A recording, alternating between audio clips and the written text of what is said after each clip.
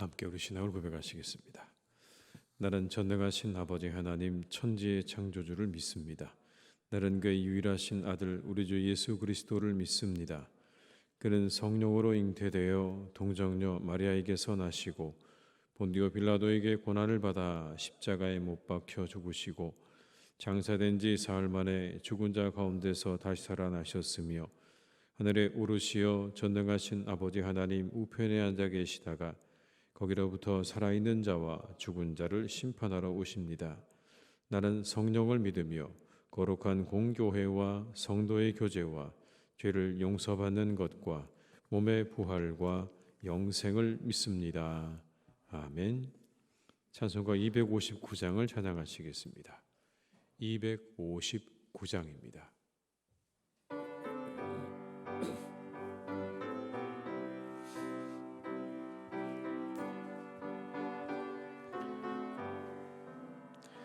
예수 십자가에 흘린 피로써 그대는 씻기어 있는가? 더러운 죄 희게 하는 능력을 그대는 참으지 않은가? 예수의 보혈로 그대는 씻기어 있는가? 마음속에 여러 가지 죄악이 깨끗이 씻기어 있는가? 주 예수와 밤낮으로 늘 함께 그대는 행동을 하는가? 아무 때나 어디서나 그대는 십자가 붙들고 있는가? 예수의 보혈로 그대는 씻기어 있는가? 마음속에 여러 가지 죄악이 깨끗이 씻기어 있는가? 주님 예수 다시 올 때 그대는 영접할 예복이 있는가? 그대 몸은 거룩한 곳 천국에 들어갈 준비가 됐는가? 예수의 보혈로 그대는 씻기어 있는가? 마음속에 여러 가지 죄악이 깨끗이 씻기어 있는가? 모든 죄에 더러워진 예복을 주 앞에 지금 다 벗어서 샘물같이 솟아나는 보혈로 눈보다 더 희게 씻으라.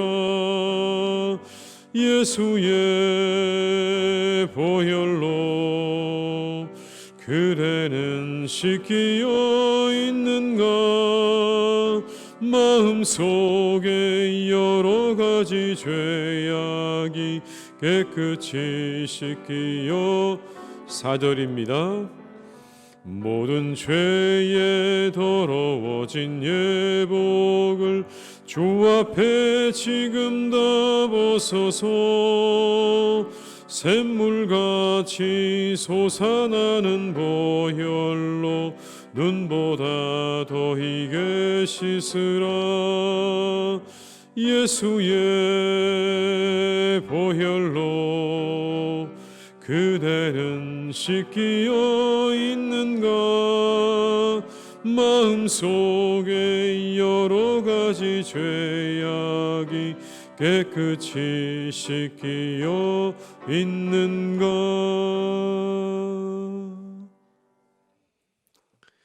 예레미야 22장 1절에서 12절의 말씀입니다.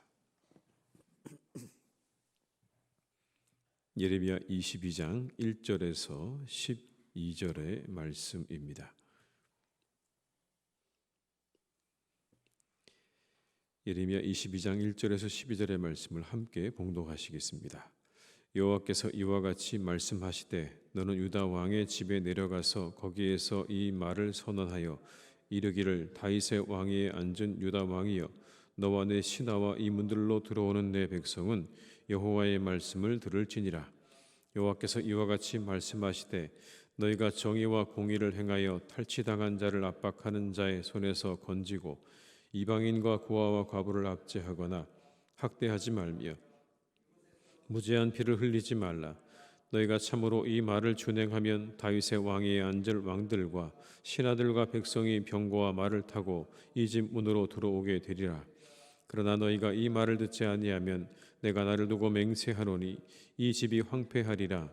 여호와의 말씀이니라.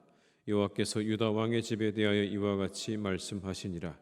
내가 내게 길르앗 같고 레바논의 머리이나 내가 반드시 너로 광야와 주민이 없는 성읍을 만들 것이라. 내가 너를 파멸할 자를 준비하리니 그들이 각기 손에 무기를 가지고 내 아름다운 백향목을 찍어 불에 던지리라. 여러 민족들이 이 성읍으로 지나가며 서로 말하기를 여호와가 이 큰 성읍에 이같이 행함은 어찌 됨인고 하겠고 그들이 대답하기는 이는 그들이 자기 하나님 여호와의 언약을 버리고 다른 신들에게 절하고 그를 섬긴 까닭이라 하셨다 할지니라. 너희는 죽은 자를 위하여 울지 말며 그를 위하여 애통하지 말고 잡혀간 자를 위하여 슬피 울라. 그는 다시 돌아와 그 고국을 보지 못할 것임이라. 여호와께서 유다 왕 요시아의 아들 곧 그의 아버지 요시아를 이어 왕이 되었다가 이곳에서 나간 살룸에 대하여 이와 같이 말씀하시니라. 그가 이 곳으로 다시 돌아오지 못하고 잡혀간 곳에서 그가 거기서 죽으리니 이 땅을 다시 보지 못하리라. 아멘. 오늘 예레미야 22장은 이스라엘의 마지막 왕들에 대한 말씀입니다. 특별히 1절에서 9절의 내용은 그들을 향한 하나님의 말씀이죠. 그런데 하나님께서 그들을 이렇게 부르십니다.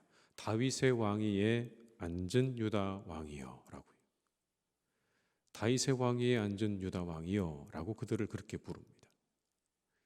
이제 곧 멸망을 눈앞에 두고 있는 그들을 하나님께서 그렇게 부르고 계시는 거예요.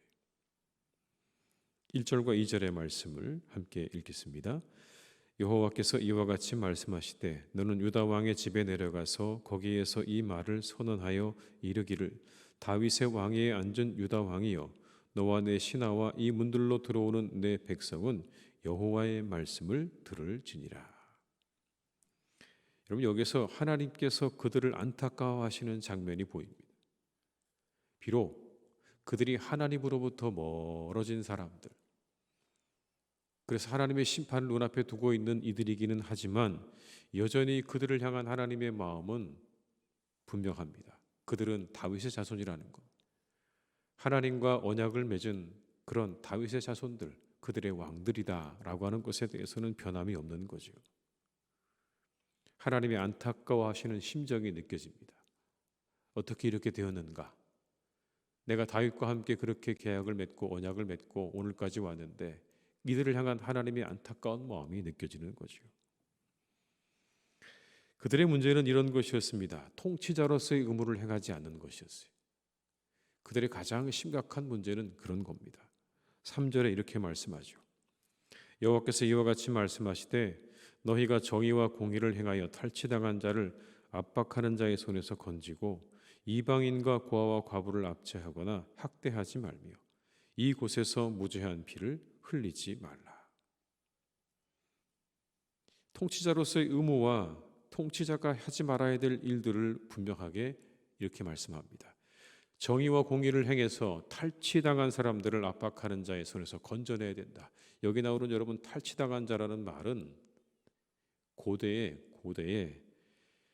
근동에서 전쟁을 할 때 사람을 잡게 되면 그 사람을 산채로 가죽을 벗기는 그 행위를 나타낼 때 쓰는 말입니다.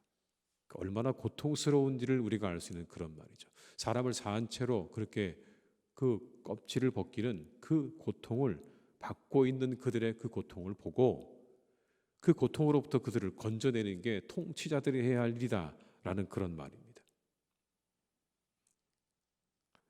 그리고 이어서 말하죠. 이방인과 고아와 과부를 압제하거나 학대하면 안 된다. 그리고 무죄한 자의 피를 흘려서도 안 된다. 여러분, 왜 이렇게 이와 같은 말씀들을 하고 있는 걸까요? 그건 분명합니다. 그들이 반대로 행했기 때문인 거죠. 그들이 마땅히 해야 할 이 통치자로서의 행위를 하지 않은 겁니다. 그 의무를 다하지 않은 거예요. 그리고 오히려 고아와 과부를 압제하고 나그네를 압제하고 그들을 학대하고 그리고 무죄한 자의 피를 흘리게 한 이스라엘의 백성들의 이 왕들, 그들에게 이제 하나님께서 책임을 묻겠다고 하시는 그런 말씀인 겁니다. 그들의 의무를 망각한 것은 심판으로 이어집니다. 지도자들의 타락이 이스라엘의 심판으로 이끄는 결정적인 역할을 했다는 걸 우리에게 보여주고 있는 것이죠. 그 심판으로 이스라엘은 황폐화되기 시작했다라는 겁니다. 우리가 세상의 지도자들을 위해서 기도해야 하는 이유입니다. 그들이 하나님의 뜻에 합한 사람이 되기를 우리는 기도해야 합니다. 그들이 믿음이 있든 없든 그들로 인해서 그 나라는요 완전히 달라지기 때문에 한 나라의 지도자 그리고 세상의 많은 지도자들을 위해서 우리가 기도해야 하는 이유는 너무나 분명합니다. 그것이 잘못되면 오늘 이스라엘처럼 하나님의 심판을 초래하기 때문에 하나님의 심판을 불러오기 때문에 우리는 이 아침에도 우리의 지도자들을 위해서 함께 기도해야 할 줄로 믿습니다. 여러분 6절과 7절의 말씀을 한번 같이 읽어보시겠습니다. 여호와께서 유다 왕의 집에 대하여 이와 같이 말씀하시니라.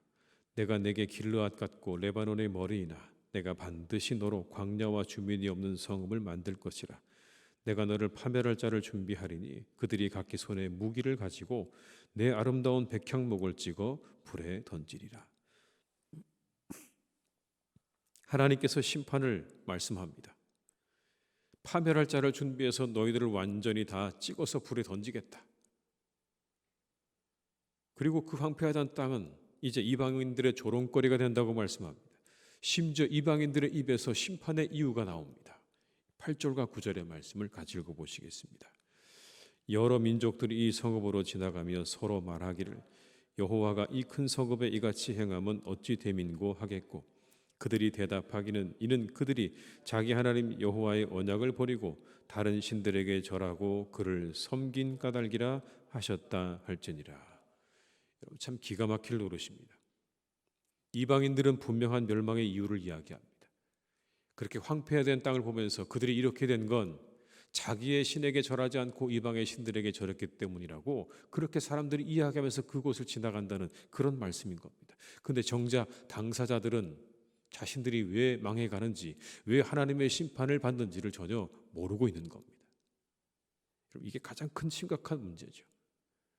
왜 내게 이러한 일이 일어나고 있는지, 왜 내게 이런 문제가 발생했는지를 우리가 모른다는 게 가장 큰 아이러니 아닙니까, 여러분? 주변의 사람들은 다 아는데요. 본인은 모르는 거죠. 정작 그들은 모르는 겁니다. 여러분 10절과 12절은요. 여호와 핫스에 관한 이야기입니다. 11절과 12절의 말씀을 제가 읽어드릴게요. 여호와께서 유다 왕 요시아의 아들 곧 그의 아버지 요시아를 이어 왕이 되었다가 이곳에서 나간 살룸에 대하여 이와 같이 말씀하시니라. 그가 이곳으로 다시 돌아오지 못하고 잡혀간 곳에서 그가 거기서 죽으리니 이 땅을 다시 보지 못하리라. 여기 나오는 살룸, 잡혀가서 다시는 돌아오지 못하고 죽음을 맛보게 되는 이 살룸은요, 요시아의 넷째 아들, 그 요시아의 뒤를 이어서 왕이 된 여호와 핫스를 의미하는 그런 말입니다. 그가 자신의 아버지를 대신해서 왕이 되었는데 3개월 만에 그 짧은 통치를 끝내고 애굽왕에게 끌려가게 됩니다. 애굽왕 느고에게 끌려가서 그곳에서 죽음을 맞이하게 되는 아주 비참한 그러한 왕 중에 한 사람이죠. 그런데 그가 그렇게 죽게 된 원인을 열왕기하에 보니까 이렇게 기록을 합니다. 여호와하스가 그의 조상들의 모든 행위도로 여호와 보시기에 악을 행하였더니. 이게 여호와하스에 대한 평가입니다. 짧은 3개월에 그런 왕위에 있었지만 그가 역시 그 조상들처럼 악한 그들의 조상들처럼 하나님 보시기에 악을 행해서 그가 그렇게 죽음을 맞게 되었다는 것을 성경은 분명하게 말씀하고 있는 거죠. 불행하죠. 그런데 그의 그 죽음은 단순히 그냥 그의 죽음으로 끝나는 게 아닙니다. 그렇게 유다의 백성들이 이방 땅에 유배되어서 끌려갈 것을 미리 보여주는 사건이라고도 볼 수 있는 것입니다. 하나님께서 그렇게 미리 보여주신 거예요. 계속해서 이렇게 악행을 행하게 되면 너희들이 이 여호아하스처럼 이 애굽 땅에 끌려가서 죽임을 당하는 일이 있을 거라는 걸 이렇게 예시적으로 보여주신 사건이 바로 이 여호아하스의 죽음입니다. 하나님께서 여러분 참 보여주시고 알게 하셨어요. 충분히 보여주셨어요. 무엇이 문제인지를 알게 하시고 보여주셨습니다. 많은 선지자를 통해서 그것을 알게 하셨고, 그리고 오늘 이렇게 이스라엘 가운데 일어나는 일들을 통해서 하나님께서는 보여주고 계시는 거예요. 그들의 미래를 보여주고 계시는 겁니다. 끊임없이 이렇게 악행이 계속되게 되면 너희들도 이들처럼 먼 나라로 끌려가서 거기서 죽게 되는 일이 있을 거라는 걸 예시적으로 보여주시기도 하셨어요. 그래서 심지어 길 가던 이방인들도 알았습니다. 그들이 왜 하나님으로부터 벌을 받았는지 이방의 사람들도 다 알고 있었는데 정작 유다 백성들은 몰랐다는 게 참 기가 막힌 일입니다. 하나님으로부터 너무 멀어져 있었기 때문 아닐까요? 하나님으로부터 멀어져 있는 거죠. 그래서 하나님을 알지도 못합니다. 그러니 하나님의 뜻은 더 관심이 없습니다. 알려고도 하지 않고 그 뜻에 관심도 없어요. 그것이 심판을 불러온 가장 중요한 이유입니다. 하나님의 뜻이 희미해져 가죠. 그리고 하나님의 말과 하나님의 뜻 중요해지지 않았습니다. 그러니 그들이 자기 멋대로 살기 시작하는 것. 분명히 하나님은 그들의 백성들을 다스릴 때 힘들고 어려운 사람들을 건져내고 그들을 잘 돌보고 무죄한 자의 피를 흘리지 않도록 하라고 하셨는데 하나님이 보이지 않으니까 하나님의 뜻이 관심이 없으니 인간의 탐욕이 그 모든 것들을 지배하는 겁니다. 여러분, 우리가 살아가는 모든 공간도 마찬가지고 우리 교회 공동체도 마찬가지입니다. 하나님의 뜻에 관심이 없어져 가면, 그리고 하나님에게 관심이 없어져 가면 교회도 마찬가지로 사람들의 탐욕으로 가득 채워지는 것은 똑같습니다. 하나님의 사람들이었습니다. 하나님께서 그들을 택하셨고 그들을 불러내셨고 애굽에서 건져내셨고 그들을 백성 삼아 주셨던 그들도 시간이 흐르자 이제 하나님으로부터 점점 멀어져 갑니다. 그 뜻에 관심이 없습니다. 더 이상 하나님을 알려고 하지 않습니다. 그러자 하나님의 심판이 그들을 찾아옵니다. 왜요? 그들의 삶 가운데, 그들의 공동체 가운데 하나님은 이제 없고 탐욕만이, 욕심만이 가득 차 있었기 때문에 그런 것이죠.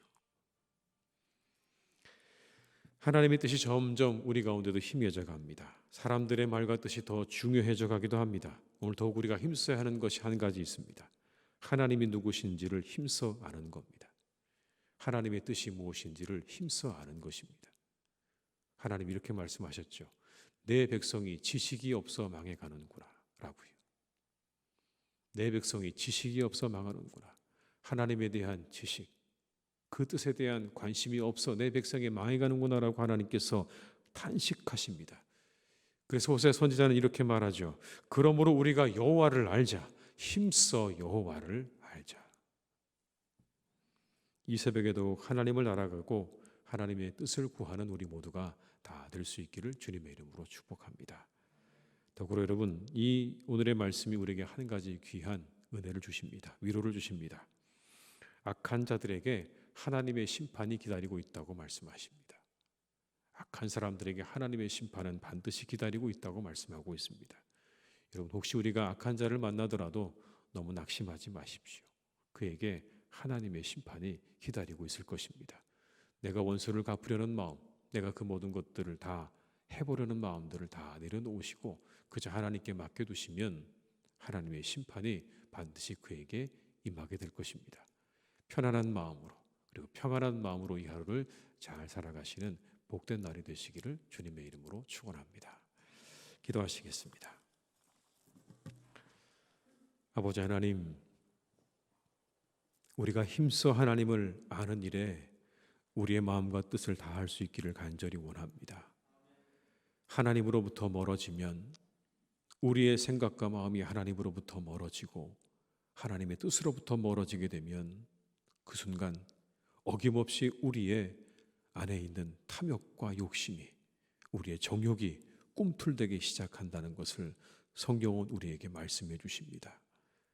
우리가 하나님을 힘써 알고 그 뜻을 힘써 알고 행하는 일에 우리의 마음과 뜻을 두지 못하면 그 순간 세상적인 것들이, 세상을 지배하고 다스리는 것들이 우리 안에, 우리의 공동체 안에 침투해 들어온다는 것을 성경은 우리에게 말씀해 주십니다. 하나님, 우리가 더욱더 하나님을 힘써 알게 하여 주시옵소서. 하나님의 뜻을 힘써 알게 하시고 그 뜻을 힘써 행하는 우리 모두가 되게 하여 주시옵소서. 하나님, 그래서 우리가 하나님의 뜻을 따라 하나님이 기뻐하시는 삶을 살아가는 주의 거룩한 백성들이 되기를 간절히 기도하오니 오늘도 주의 뜻을 분별할 수 있는 지혜와 능력을 우리에게 허락하여 주옵시고 그 하나님을 알아가고자 하는 그런 열망과 갈망이 우리 안에 일어나게 도와 주시옵소서. 성령께서 우리를 이끌어 주시기를 원합니다. 하나님을 향하여 우리의 마음을 일으켜 주시옵소서. 하나님의 뜻을 향하여 우리의 생각과 마음을 향하게 하여 주시옵소서. 하나님, 우리는 연약합니다. 부족합니다. 하나님께서 늘 우리의 정욕과 욕심을 따라 하나님 그렇게 살아갈 때가 많지만 성령께서 우리를 이끌어 주셔서 하나님을 향해 우리 마음을 더욱더 일으켜 주셔서 하나님을 기뻐하며 하나님이 기쁨이 되는 삶을 살아가는 우리 모두가 되도록 주님 도와 주시옵소서. 우리 교회가 그런 교회가 또한 되기를 간절히 기도합니다. 하나님께서 기뻐하시는 교회가 되게 하여 주시옵소서. 오직 하나님을 알아가며 하나님의 뜻을 알아가는 교회가 되게 도와주시옵소서. 이 일에 우리의 마음과 뜻을 다하는 교회가 되기를 간절히 원합니다. 다른 것들을 다 내려놓게 하시옵소서. 우리의 모든 생각과 우리의 모든 목적과 우리의 뜻을 내려놓게 하시고 오직 하나님을 알아가며 하나님의 뜻을 이루어 드리기 위하여 힘을 다하는 하나님의 복된 교회로 오늘도 우리 교회를 세워 주시옵소서. 아버지 하나님, 사랑하는 교회를 지켜주시기를 원합니다. 아버지 하나님께서 하나님의 교회를 든든하게 지켜 주시옵소서. 아버지 하나님이 함께해 주시옵소서. 악한 사단으로부터 하나님께서 교회를 지키실 줄 믿습니다. 함께 하실 줄 믿습니다. 아버지 하나님의 교회를 든든하게 지켜주시고 주님의 능력으로, 주님의 은혜로, 주님의 말씀으로 우리 교회를 지켜주셔서 하나님, 우리가 든든하게 세워져가는 은혜와 축복을 하나님께서 허락해 주시옵소서. 구원의 방주로 쓰임받게 하시고 이 주변에 하나님 많은 사람들에게 귀한 교회로, 칭찬받는 교회로, 사랑받는 교회로 그렇게 세워져 가기를 간절히 기도하오니 주여, 오늘도 우리에게 함께 하시고 하나님의 교회를 더욱더 인도해 주시고 동행하여 주시옵소서. 아버지 하나님, 우리 교우들을 지켜주시기를 원합니다. 참으로 하나님, 날씨가 추운 가운데 있습니다. 이 매서운 추위 속에 우리의 교우들을 한 분 한 분 다 지켜주시기를 간절히 원합니다. 이 추위 속에도 하나님, 각자의 일들을 감당해야 합니다. 일터로 나아가야 합니다. 주님께서 그 모든 발걸음, 머무는 모든 시간 가운데 함께해 주셔서 그 맡겨진 일들을 기쁨으로 감당하는 하루가 되게 하여 주옵시고 하나님께서 이 추위에 몸이 상하지 않도록 꼭 지켜주시고 돌보아 주시기를 간절히 원하오니 우리의 교우들을 하나님께서 지켜주시옵소서. 특별히 아버지 하나님, 환우들을 주님께서 인도해 주시기를 원합니다. 주님 함께해 주셔서 우리 환우들 잘 회복되는 날이 되게 하여 주옵시고 건강을 되찾는 날이 되게 하여 주시옵소서. 특별히 우리 어르신들을 하나님께서 지켜주셔서 한 분 한 분 강건하기를 간절히 원합니다. 이 추위 속에 건강하도록 주님 붙잡아 주시옵소서. 새 힘을 주시고 건강을 주셔서 이 추위를 잘 이겨낼 수 있도록 하나님 함께해 주시기 원하오니 주께서 축복해 주시옵소서. 아버지 하나님, 오늘은 우리 또 선호회에서 구역 지도자 수련회가 있는 날입니다. 함께 모여 우리가 하나님 말씀 듣고 은혜 받기를 원하오니 주님 그 자리에 크신 은혜 주시기를 간절히 원합니다. 하나님의 은혜를 내려 주시옵소서. 아버지 하나님, 축복하여 주시옵소서. 그 자리 그 시간 위에 주님께서 역사해 주시기를 원하오니 우리 온 구역 지도자들과 선호에 속한 모든 지교의 구역 지도자들이 함께 모여 은혜 받는 복된 시간 되게 해 주시옵소서. 아버지 하나님, 오늘도 우리의 모든 것들을 주님께 의탁드립니다. 우리의 발걸음을 선하게 인도해 주시고 우리의 마음을 선하게 인도하여 주시옵소서. 때때로 하나님, 우리가 악한 자들을 만나 괴로움을 당할 때도 있습니다. 하나님, 그때 오늘의 이 말씀을 기억하게 하시옵소서. 그들의 일거수일투족을 다 아시는 하나님께서 그들에게 심판을 준비하고 계시다는 이 말씀을 기억하며 우리의 마음을 하나님 평안을 되찾게 도와주시옵고 우리가 평안한 가운데 우리의 일들을 잘 감당하는 하루가 되게 해 주시옵소서. 모든 것 주님께 의탁드리옵고 예수님의 이름으로 기도드립니다. 아멘. 각자의 자리에서 계속 기도하시겠습니다.